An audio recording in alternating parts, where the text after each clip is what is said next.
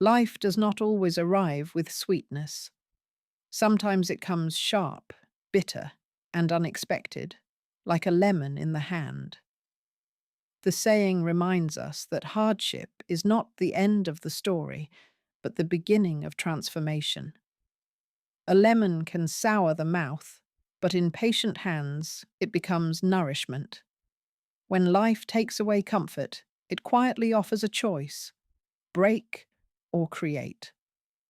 Those who make lemonade do not deny pain, they work through it. They turn loss into learning, struggle into strength, and scarcity into purpose.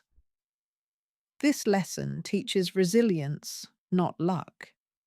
It honors courage found in ordinary people facing impossible days. Like Abeni, it shows that what hurts today can become hope for generations tomorrow. They say education opens doors, but in one small village of red soil and stubborn hope, education did not begin in a classroom. It did not arrive with books, uniforms, or polished shoes. It was watered by bare feet that walked before sunrise, shaped by calloused hands that laboured without rest, and paid for with silent tears that fell only when children slept. This is the story of Abeni, a woman who never entered a classroom, yet raised children who would one day teach, heal, build, and lead the world. Cato left early that day. The sky was pale, undecided between night and morning. Roosters crowed lazily. Smoke had not yet risen from kitchens. Abeni was half awake when she felt him stand. She turned on the mat. "Will you eat before you go?" she asked. "I'll eat when I return," he said, tying his sandals. He bent down and touched the youngest child's cheek. Then he said nothing special, no warning, no goodbye speech, just, "I will return before dark." He didn't. By evening, whispers began. By nightfall, truth arrived wrapped in silence. A quarry accident, a falling stone, a body that would not wake. There was no drama, just crying, just shock, just a woman kneeling beside a lifeless man, realizing that life had shifted permanently. The burial passed, and like many African burials, support faded with the dust on people's feet. Abeni was now a widow, with children, with school fees, with no map. People came with advice disguised as concern. Let the older ones work. School is expensive. Girls don't need much education. Abeni listened quietly. That night, when the children slept on one mat, she sat alone, counting burial coins that suddenly felt too small. Fear whispered, "Maybe they are right." She stood up, walked to where her children slept, and watched their chests rise and fall. Then she whispered, "I don't know how, but I will not reduce your lives because mine was reduced." Giving up was not an option. Life became motion without rest. She woke before dawn. She walked barefoot to other people's farms. She washed clothes at the river until her fingers cracked. Some days she earned enough. Some days she didn't. Yet every morning, the children went to school. When fees were due and there was no money, they were sent home crying. Abeni never scolded them. She held them close and said, "Sleep. Tomorrow Mama will find a way." And she did. By borrowing, by begging, by skipping meals. Often she lied gently. "Mama has already eaten." Hunger was easier to carry than broken dreams. Only a year after Cato's death, life asked again. Her sister fell ill and passed away suddenly. Soon after, the sister's husband followed. 4 children were left behind. Family meetings were held. Voices debated. But everyone knew the truth. There was only one person who could take them: Abeni. She already had 4 children of her own. Now 4 more stood before her, frightened, silent, waiting. She did not ask God why. She said, Come. 8 children slept under her roof that night. Later, more came. Orphans, distant relatives, children with nowhere else to go. She stopped counting. She only saw children. Casual labor could no longer sustain them. So Abeni returned fully to the land. Behind her house lay a small, tired plot of soil. She cleared it. She planted maize. Between the maize rows, she planted beans. The children helped. After school, they weeded together. On weekends, they tilled together. During harvest, they carried together. She taught them without speeches. If we stand together, none of us will fall. And something remarkable happened. Every season Abeni planted, the harvest came back more than expected. Maize stood tall. Beans filled sacks. Even when neighboring farms failed, hers produced enough. Enough to feed everyone.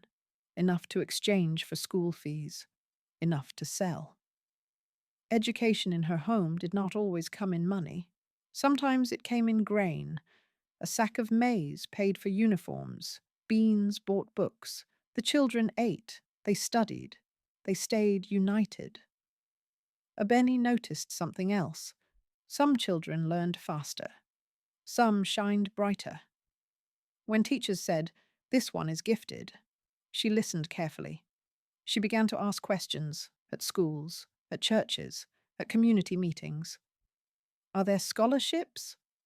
Are there bursaries? Doors opened. One child received sponsorship. Another earned a bursary. Another joined a special program. She reminded them, "What you receive is not just for you, it is for all of us." Older children tutored younger ones. Books were shared. Shoes were rotated. No child was allowed to fall behind. Their unity became their miracle. Years passed. Not quickly, not gently. They passed the way real years do, with aching joints, tired mornings, and memories that refused to fade. Abeni's body slowed. Her back bent further each season she returned from the farm. Her hands, once strong enough to split firewood, began to tremble when she held a cup. Some mornings she needed a child to help her tie her wrapper. But she did not die. She lived. And in the village, people began to whisper, "God added her years," because they noticed something strange. Women younger than her were being buried, men stronger than her were gone.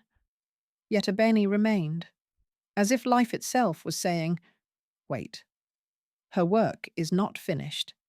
She lived long enough to see the first child graduate, then the second, then the third. Each one left home with fear and hope packed into a small bag. And something beautiful began to happen.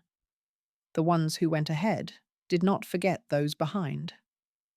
When the first son got a teaching job, his first salary did not buy furniture. It paid school fees. When a daughter became a nurse, her night shifts sent money home, not for comfort, but for exam fees. The older children became bridges. They paid for uniforms. They bought books. They sent bus fare. When one was tired, another stepped in. They remembered their mother's words. What lifts one of us must lift all of us. Education in that family did not end at graduation. It became a responsibility. Years later, something even greater happened.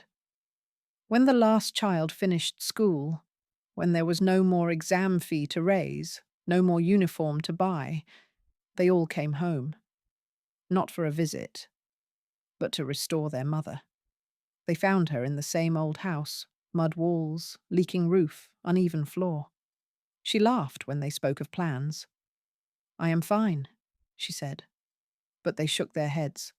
"No, Mama, you were strong for us. Now let us be strong for you." Brick by brick, they built her a proper home. A roof that did not leak. A bed that did not hurt her back. A kitchen where she could sit and cook. They brought her medicine before sickness came. They brought her food before hunger knocked.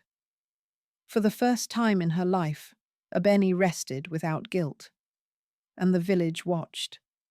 The same village that once whispered doubt now whispered wonder. Children were told her story at night. Elders spoke her name at gatherings. Long after Abeni's voice softened, long after her steps slowed, her story remained. They said, she raised a nation from one compound. Education had opened doors, yes, but sacrifice built the road. Unity kept it standing, and love made it eternal. And even after her children grew old, even after her house weathered time, her story was still told. To mothers who were tired, to children who were tempted to quit, to generations who needed to remember. Giving up was never an option. If this story moved you, remember the first whisper she made into the dark. Remember the maze that became a scholarship.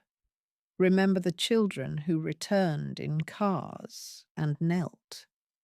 There are more stories like this, lives that bend fate with ordinary courage. If you want to hear the next one, stay close. There are always more lessons waiting at the edge of a village path.